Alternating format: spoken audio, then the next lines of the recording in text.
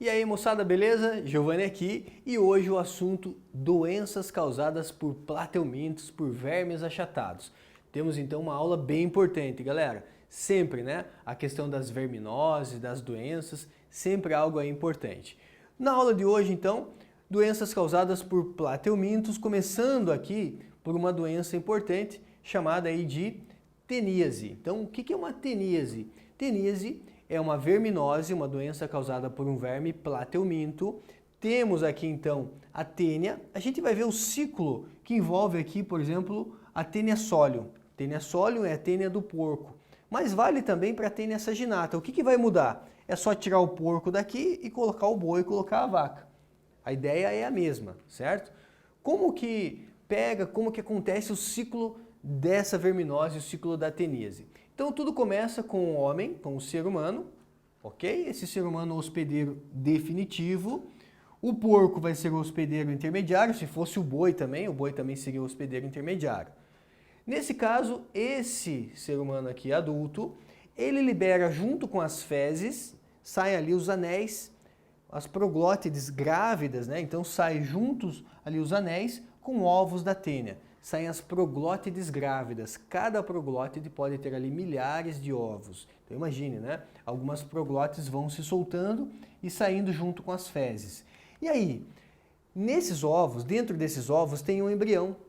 E esse embrião ele tem 6 ganchinhos. Então a gente chama esse embrião de embrião hexacanto.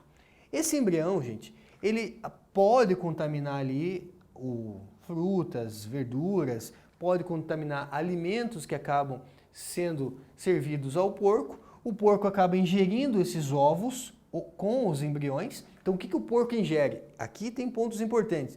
O porco ingere ovos de tênia, né? Então ele vai ingerir ovos da tênia. Dentro desse ovo tem um embrião. E aí, esse embrião, ele vai acabar formando ali larvas que vão perfurar o intestino e acabam se instalando na musculatura do porco. Então esse embrião, ele acaba, né, liberando ali então larva, essa larva vai perfurar ali e acaba se instalando na musculatura. Então perfura o intestino e vão até os músculos do porco. Quando o ser humano come uma carne crua, mal passada, contaminada então com cisticerco, então o que o ser humano consome? Que ele pode adquirir essa verminose. Consome carne crua, mal cozida, mal passada, é assim que os exercícios vão falar, carne crua, mal cozida, mal passada, contendo o que? Cisticerco. E o que é o cisticerco, Giovanni? Cara, cisticerco são larvas de tênia. Então o ser humano ingere larvas de tênia junto com a carne. Antigamente, as pessoas até falavam que essas carnes, né, contaminadas, elas eram crocantes, porque formava ali tipo de uma canjiquinha, tipo de uma pipoquinha na carne. E as pessoas não sabiam que essa pipoquinha, que essa canjiquinha, era, por exemplo, as larvas de tênia.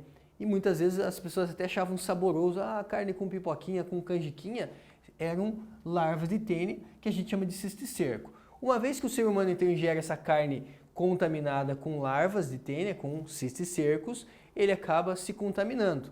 E aí vai originar o quê? Vai originar uma tênia adulta lá no intestino, fechando o ciclo então da tênia solium. Então lembrando que a tênia solium é a tênia do porco e a tênia saginata é a tênia do boi, a tênia da vaca.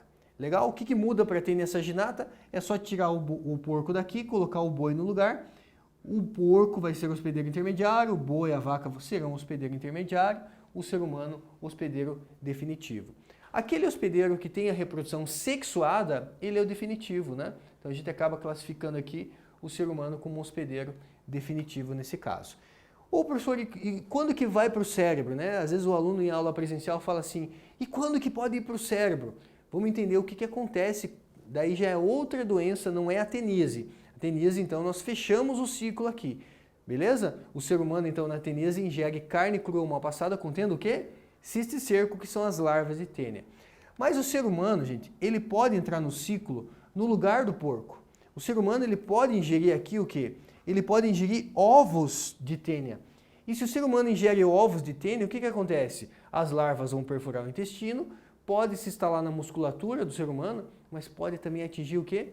Pode atingir também o cérebro, se instalando ali, né, causando o que nós chamamos de neurocisticercose. Então, quando o ser humano ingere ovos da tênia, daí a doença não é teníase, daí a doença é cisticercose. Quando ele ingere esses ovos de tênia, isso pode acontecer por uma autoinfestação externa, pela ingestão de ovos, ou uma autoinfestação interna, quando acontece o rompimento de proglótides no intestino. Pode acontecer de romper uma proglótide no intestino. E aí a gente chama essa de autoinfestação interna. Legal? Então aí do intestino os embriões passam para a circulação e podem se alojar nos olhos, no cérebro, como cisticercos daí, né? Então, como cisticerco, eles podem se alojar ali essa larva no olho, né? A região do olho que é bastante vascularizada, ou no cérebro, então podendo causar ali daí problemas mais graves. A neurocisticercose é grave, gente, pode levar o indivíduo inclusive à morte, à loucura, à morte. Então, quando que vai para o cérebro? Quando daí não é a teníase, daí é a cisticercose, quando o ser humano ingere aí ovos de tênia. Então ele entra no lugar do porco. E só vale para tênia sólio nesse caso, tá, gente? Não vale para tênia saginata, só vale para tênia sólio, então a questão aqui da cisticercose. Aí você tem então os sintomas: teníase, dor abdominal, anorexia, dor de cabeça, cisticercose. O homem ingere então o ovo da tênia, pode se instalar no olho, no cérebro, nos músculos, questão causando aí, né, loucura, causando inclusive a morte do indivíduo. Profilaxia, que é a prevenção. Hábitos de higiene, saneamento básico, porque envolve fezes, sempre que envolve fezes, educação sanitária, saneamento básico, sempre importante, tá bom? Lavar as mãos, né? Então você tem aqui a questão de lavar as mãos, hábitos de higiene, saneamento básico e tratamento da água do esgoto e inspeção sanitária em frigoríficos. Nesse caso hoje, né, galera, se vai consumir uma carne que você tem uma suspeita, sempre importante então fritar, cozinhar bem essa carne, mas é lógico, né, com a inspeção sanitária aí hoje, que é algo que está muito mais controlado do que antigamente, dificilmente a gente, aqui nas cidades pelo menos, né, que passa aí por inspeção, vai chegar uma carne contaminada. Mas é sempre importante, né, você ter aí uma procedência, saber de onde você está comprando o seu alimento, beleza? Lugar de confiança. Temos aí os trematóides, o Schistosoma mansoni, o Schistosoma mansoni, nós já vimos esse slide na aula anterior, mas só para dar uma reforçada, então tem lá o macho, tem a fêmea, eles têm dimorfismo sexual, que quer dizer o macho e a fêmea têm formas diferentes. Ele tem aqui um canal ginecóforo no qual a fêmea acaba se instalando, tanto o macho quanto a fêmea têm ventosas, e ele é um parasita heteroxeno ou digenético. Heteroxeno digenético significa que ele tem o quê? Ele tem hospedeiros diferentes, né? Então ele tem aqui o ser humano, tem o caramujo, então um parasita digenético ou heteroxeno. E pode se instalar normalmente no fígado, ali no sistema porta-hepático, que a gente chama ali, né, do fígado, uma região ali do sistema porta-hepático do fígado.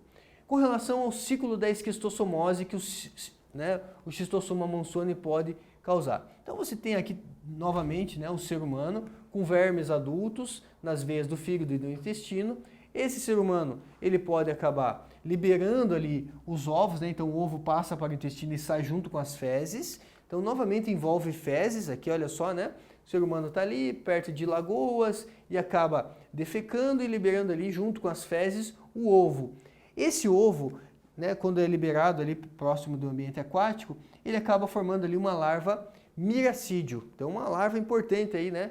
Uma larva ciliada chamada miracídio. Essa larva miracídio, gente, ela tem em torno de 24 horas, no máximo 48 horas, um objetivo, né? Ela tem aí mais ou menos, né, essa expectativa de vida, 24 a 48 horas no máximo de vida, para poder concluir o quê? O seu objetivo é chegar em um caramujo. O caramujo bionfilaria ou bionfalaria, em que essa larva vai se instalar, e aí no caramujo o que ela faz? Ela vai sofrer um processo ali de modificação, formando uma larva chamada larva cercária. Então no caramujo formam-se os esporocistos e as rédeas. Então nós temos agora aqui, saindo dos caramujos, nós temos as larvas cercárias, e essas larvas cercárias que são liberadas na água, elas têm uma penetração ativa. Então de repente o ser humano está lá pescando nessas lagoas aí, e aí essas larvas elas podem penetrar, tem uma penetração ativa pela pele, fechando então o ciclo.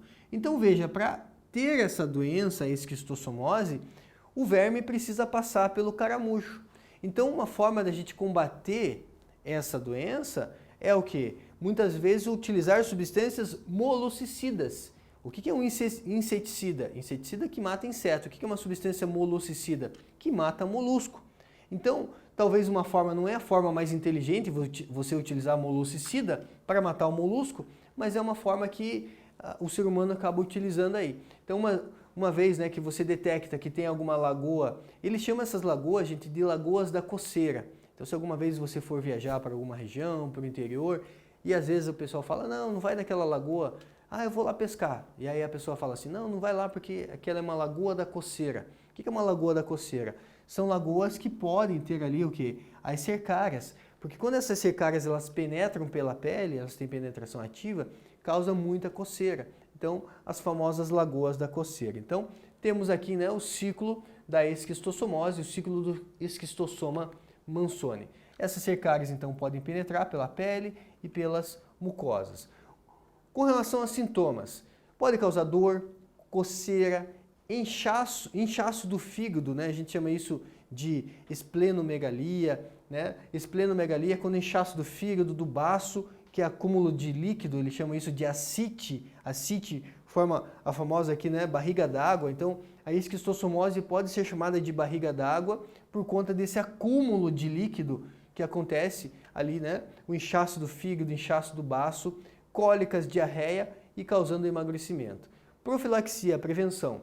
Hábitos de higiene, saneamento básico, porque envolve fezes, então a educação sanitária também entra aqui. Tratar os doentes, uma vez que já foram infectados. Uso de luvas e botas, então vou até a lagoa da coceira, mas vou usar luvas, vou usar botas e evitar essas lagoas da coceira seria aí uma medida, certo? Aí você pergunta, professor, tem vacina? Então, galera, tem uma proteína chamada SM14 que eles conseguiram isolar a partir do verme e produzir uma vacina. E essa vacina ela vem em processo de desenvolvimento desde 2014. Nós estamos em 2020, então essa vacina ela vem aí, né, em processo de testes. Então já existe uma vacina em andamento, provavelmente, né, a qualquer momento essa vacina aí seja liberada e a gente possa aí ter essa vacina aí também como prevenção. Beleza? E aí, eventualmente, eles podem trazer isso como um texto, né, falando, olha, a vacina da esquistossomose, alguma coisa nesse sentido. Então, tem uma vacina em fase, né, na fase final aí de testes. Com relação a doenças causadas por plateumintos, tem essa frase aqui, ó, tesquice fácil. Tesquice fácil, quais são as doenças? Teníase, a esquistossomose, temos a cisticercose e a faciulose. Faciulose também, uma doença causada por vermes plateumintes. Vamos dar uma conferida então aqui em um exercício. Esquistossomose sempre aparece, tá gente? Enem, vestibular, das verminoses é a que mais aparece. A esquistossomose, conhecida como barriga d'água, uma questão que caiu aqui no Enem em 2019, né? Caracteriza-se pela inflamação do fígado e do baço, causada pelo verme Schistossoma mansoni, o esquistossomo. O contágio ocorre depois que as larvas do verme são liberadas na água pelo caramujo do gênero Bionfilaria, seu hospedeiro intermediário, e penetram na pele humana. Após o diagnóstico, o tratamento tradicional utiliza medicamentos por via oral para matar o parasita dentro do corpo. Uma nova estratégia terapêutica baseia-se na utilização de uma vacina, feita a partir de uma proteína extraída do verme, proteína SM14, aí que eu comentei para vocês. Ó. Então, 2019, uma nova estratégia terapêutica baseia-se na utilização de uma vacina, feita a partir de uma proteína extraída do verme, que induz o organismo humano a produzir anticorpos para combater e prevenir a doença. Então aqui ó, um texto que foi extraído do Instituto Oswaldo Cruz, certo? 3 de maio de 2019. Então a gente tem aí uma vacina nas últimas fases, né, de liberação, fase de testes. Uma vantagem da vacina em relação ao tratamento tradicional é que ela poderá. O que a vacina contém? A vacina contém antígenos. E esses antígenos, no caso, a proteína do verme, então qual é a vantagem de eu entrar em contato com a proteína do verme? É que o meu corpo vai produzir anticorpos, para quando eu entrar em contato com o verme que tem essa proteína, eu posso ter uma resposta imunológica muito rápida. Então ele vai impedir a penetração do parasita? Não, não vai impedir, o parasita pode penetrar mesmo com a vacina. Eliminar o caramujo para que não haja contágio? Não, você está tomando uma vacina, como que vai eliminar o caramujo? Então, nada a ver, né? Bem absurdo esse item aqui.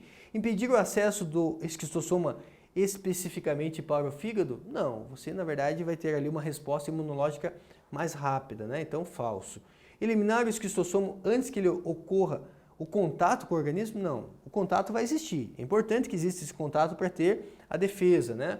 Eliminar o esquistossomo dentro do organismo, então uma vez que ele já está dentro do organismo, eu consigo ter uma resposta imunológica e eliminar ele antes que manifeste os sintomas, antes que eu manifeste os sintomas da doença. Então, a alternativa correta, letra E. Legal, gente? Então, essas doenças são bem importantes, dá uma revisada aí e qualquer dúvida deixa nos comentários. Até mais, gente. Um grande abraço. Tchau, tchau.